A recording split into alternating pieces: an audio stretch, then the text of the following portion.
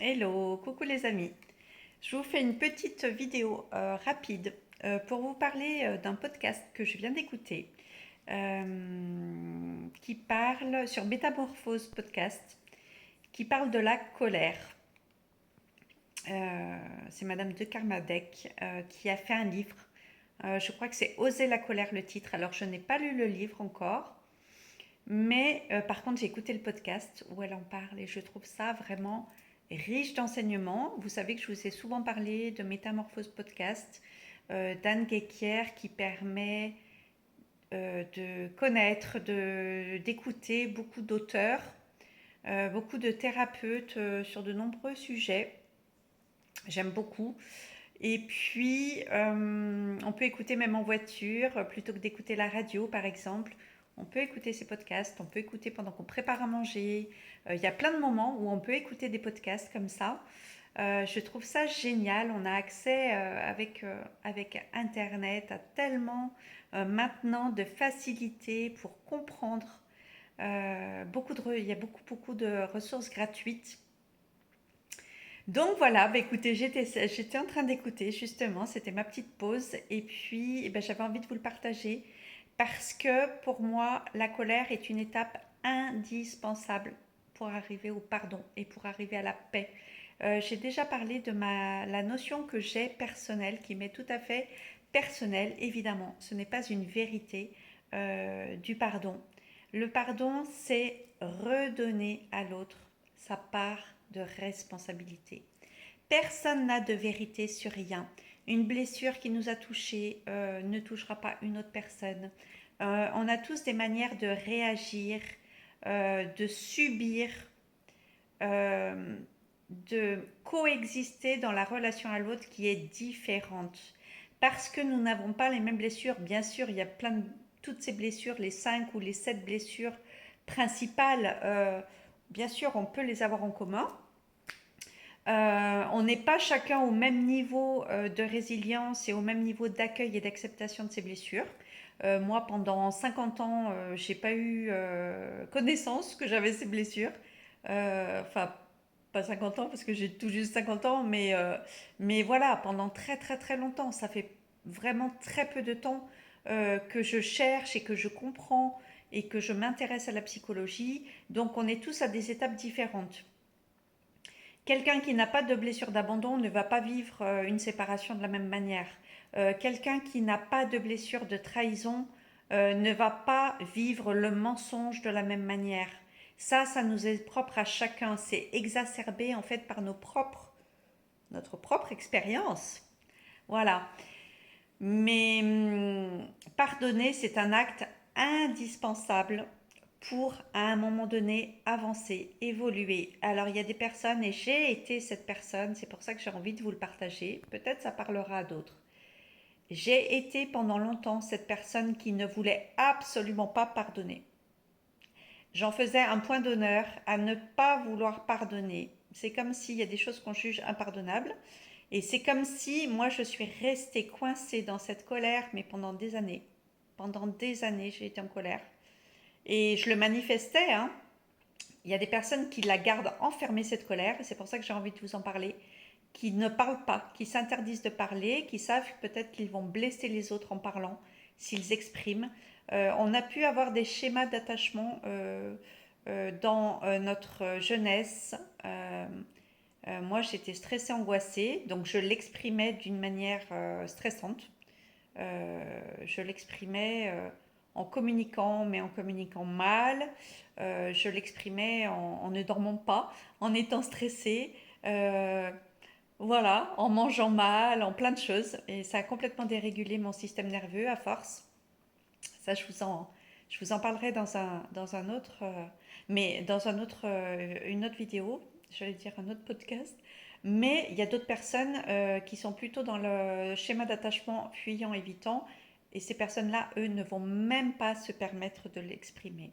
Si vous êtes parmi ces personnes-là, je vous conseille vraiment que vous ne vous autorisez pas à dire ce que vous pensez, à manifester vos émotions, que ce soit la tristesse, que ce soit surtout les émotions négatives, que ce soit la colère ou la tristesse, les frustrations.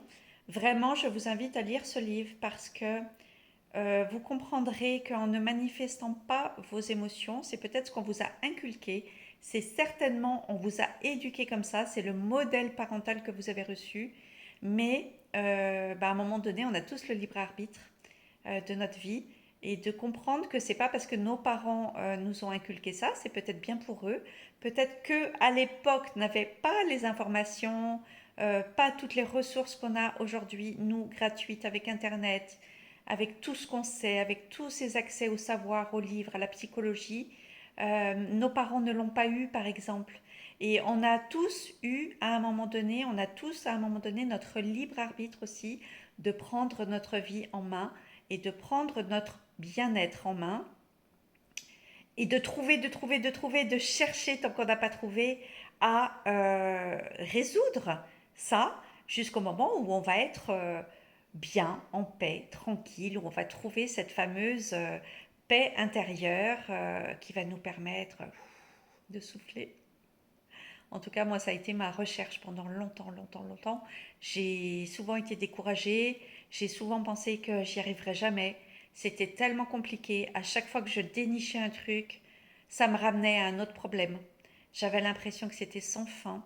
Mais voilà, cette colère, il faut l'exprimer parce que sans cette expression, bah déjà, voilà, bah on peut se créer beaucoup de maladies dans les non-dits, des cancers de la gorge, des cancers de la langue. Il y en a eu dans ma famille. Mon père est passé par là.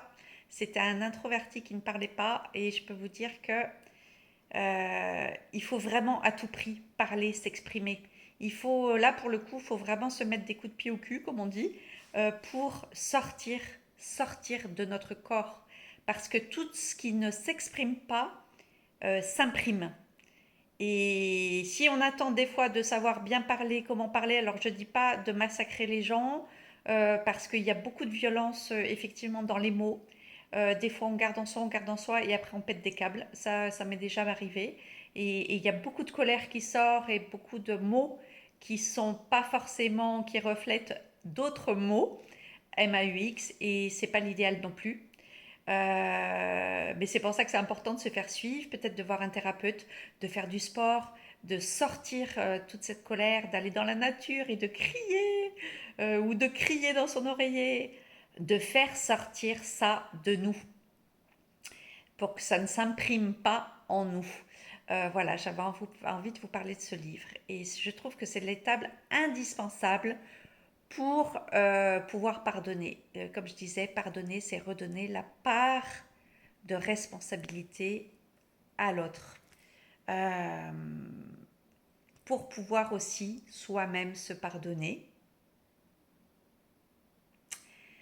Chacun a son libre arbitre. Si l'autre personne en face ne veut pas pardonner, eh bien c'est son choix, elle a le droit. Elle a le droit parce qu'elle a son libre arbitre et elle a le choix.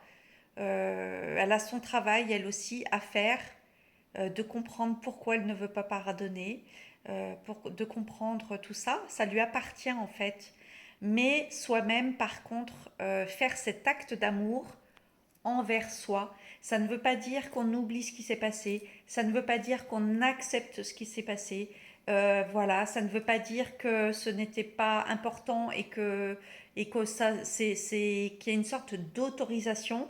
Le pardon, ce n'est pas une autorisation. Le pardon, pour moi, je ne détiens aucune vérité, mais en tout cas, moi, c'est ce qui m'a permis d'avancer, de comprendre ça comme ça, c'est se donner à soi la liberté de passer à autre chose. C'est couper ce lien toxique parce que tant qu'on ne veut pas pardonner, en fait, un acte, une personne, on reste dans ce lien toxique qui lie les deux personnes par ce non-pardon, en fait. Et ça, c'est pas bon. Pardonner, c'est hop, c'est couper ce fil toxique et redonner à l'autre sa part de responsabilité dans ce qui s'est passé. Parce qu'il, de toute façon, à part des faits innommables, très graves, de torture, d'assassinat, de choses comme ça, mais sinon, en général, une relation, c'est à deux. Et en général, il y a toujours les deux côtés. Chacun voit midi à sa porte, mais souvent, il y a euh, des problèmes de communication, des choses qui ne sont pas exprimées. Bref, il y a toujours souvent des choses des deux côtés. Euh, voilà. Et puis être indulgent, être tolérant, être un être d'amour, ça passe par ça, par reconnaître l'imperfection chez soi et par reconnaître l'imperfection chez les autres aussi. On fait tous comme on peut. Voilà. Et parfois, on a beaucoup de jugement en soi et c'est difficile. Je peux vous parler de la blessure de trahison et du mensonge. C'est difficile à accueillir, mais ça fait partie du travail qu'on a en soi et qu'on fait. Voilà, et de reconnaître que personne n'est parfait et qu'on fait tous comme on peut. Voilà, sur ce chemin de résilience. J'avais envie de vous parler de ça. Je vais vous mettre dessous le lien du podcast. Donc, sinon, vous pouvez taper Métamorphose Podcast. C'est sur plusieurs plateformes et vous allez retrouver. Il y a plein de choses intéressantes. Je vous conseille d'ailleurs au passage de faire le test La roue métamorphose. Je voulais vous en parler aussi, c'est génial. Chaque semaine, vous recevez dans votre boîte mail ou chaque 15 jours, je ne sais plus, différents thèmes qui va vous donner plein de podcasts qui vont être sur ce thème-là et ça va être personnalisé par rapport au test que vous aurez fait. C'est assez nouveau, ça doit faire 1 ou 2 mois. Donc je l'ai fait évidemment, moi comme je suis super curieuse. La roue métamorphose, donc c'est sur Métamorphose Podcast, vous pouvez faire. Ça prend pas beaucoup de temps à faire ce test et ensuite vous allez recevoir plein de podcasts appropriés à vos centres d'intérêt. Voilà, donc je vous recommande de le faire. Je vous embrasse. Plein de bisous.